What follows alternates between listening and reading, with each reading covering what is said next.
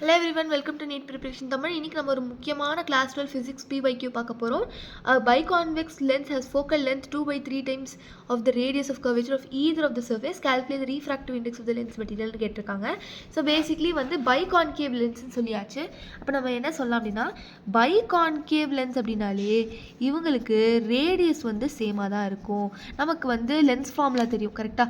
என்ன lens formula 1/f இது lens formula சரிதானே. இப்போ நான் வந்து இதை வந்து இப்படி மாடிஃபை பண்ணுறேன் μ-1.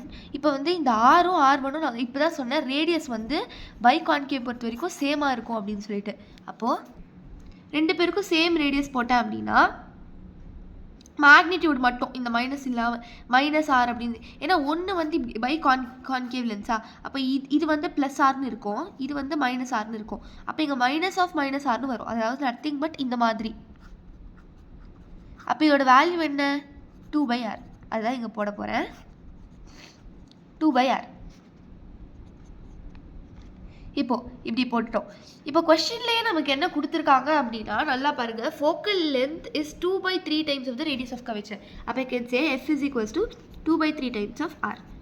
அப்போ இதில் இருந்து 1/r is equals to 2/3 கரெக்டாக. அப்போ நான் வந்து 1/r இருக்கிற இடத்துல வந்து I can just put this particular formula.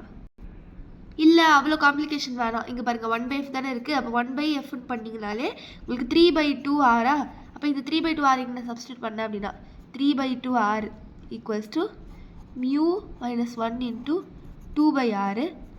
இப்போது r², இங்கே என்ன ஆகும், இது இந்த ஆர்லாம் ஒரு பக்கம் எடுத்துகிட்டு போயிடுறேன். r² is equals to μ-1 into 2/r.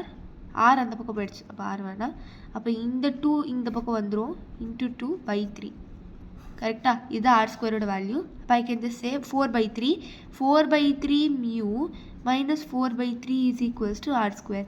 இது நீங்கள் சால்வ் பண்ணீங்க அப்படின்னா ரீஃப்ராக்டிவ் இண்டெக்ஸ் இந்த மியூவோட வேல்யூ என்ன வரும், μ is equals to 7/4 வரும், which is nothing but 1.75.